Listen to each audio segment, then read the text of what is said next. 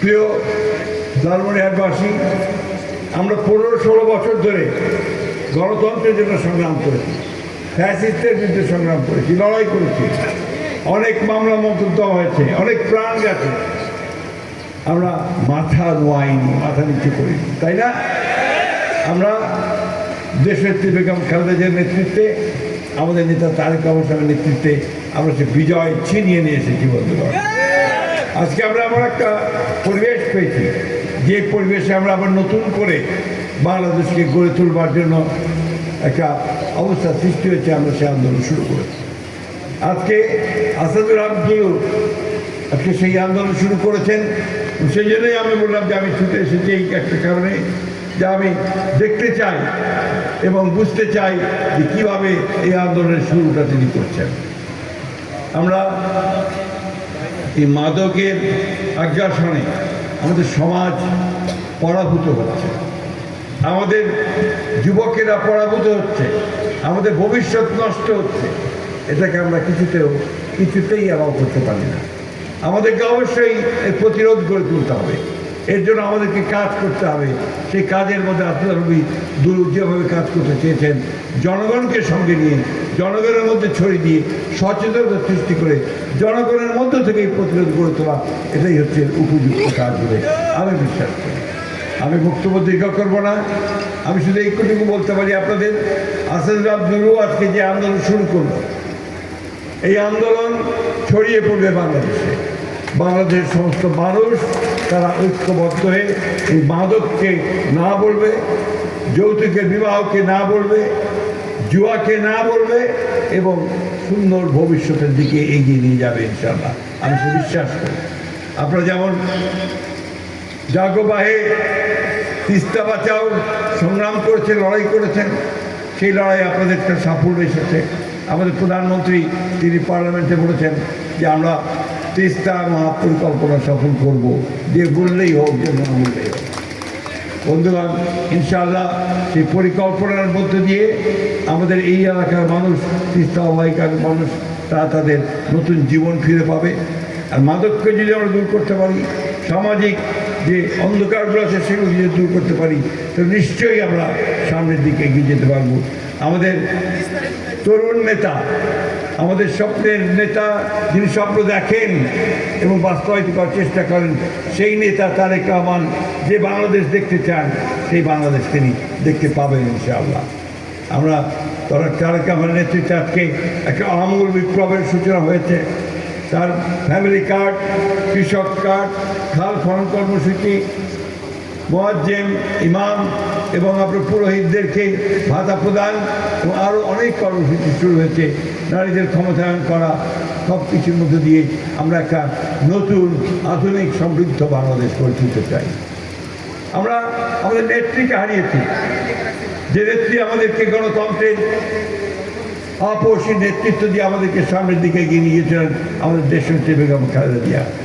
কিন্তু আজকে আমরা নতুন একজন নেতাকে পেয়েছি, যে নেতা আজকে আবার আমাদেরকে একটা নতুন বাংলাদেশের স্বপ্ন শুধু দেখাচ্ছেন না, তিনি তার পরিকল্পনা দিচ্ছেন। সেই পরিকল্পনার মধ্য দিয়েই আমরা এই বাংলাদেশকে আবার নতুন করে গড়ে তুলব।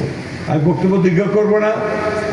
আমি এই লালমনিরহাটের যে আন্দোলন শুরু হলো, আমি আপনাদের এটুকু বলতে পারি যে এর আলো ছড়িয়ে পড়বে সবখানে এবং এর মধ্য দিয়েই আমরা আমাদের যে অভিষ্ট লক্ষ্য, সেই লক্ষ্যে আমরা পৌঁছতে পারবো ইনশাআল্লাহ।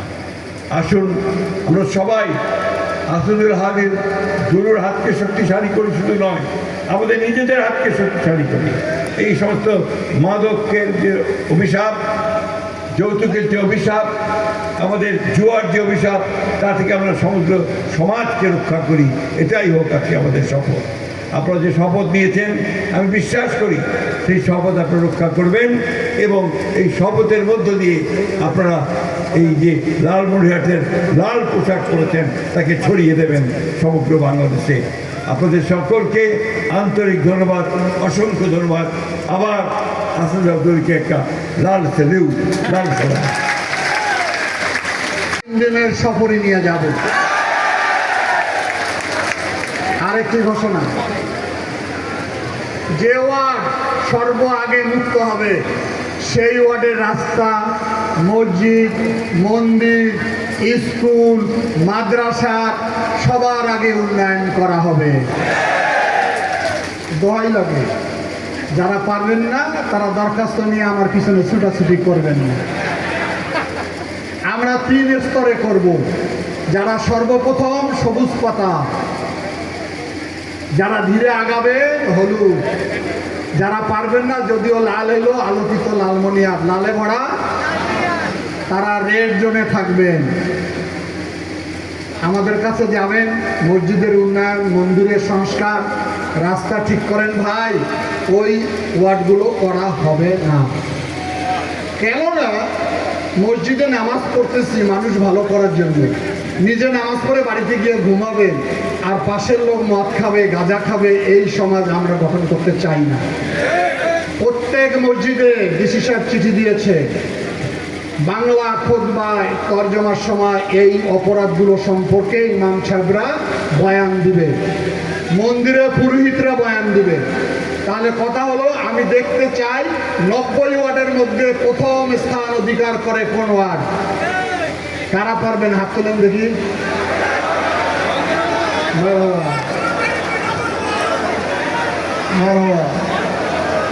বাংলাদেশের যে অঞ্চল, কক্সবাজার, সিলেট, সুন্দরবন, যেখানে যান সেখানে নিয়ে যাব, মনের আনন্দে নিয়ে যাব। তারপরে যে হবে তাকে রংপুর বিভাগে ঘুরাবো। আর সর্বশেষ যে তিথি হবে সে শুধু লালমনিরহাট জেলায়।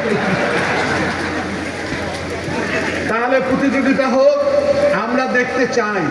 আমি আশা করি আমাদের মাননীয় প্রধানমন্ত্রী এই আন্দোলনকে উনি গ্রহণ করবেন। আমি আশা করি সামনে শীতে ওনাকে একটা ভালো দিন নিয়ে এসে এই কর্মসূচিটা সচক্ষে আমরা তাকে দেখাবো।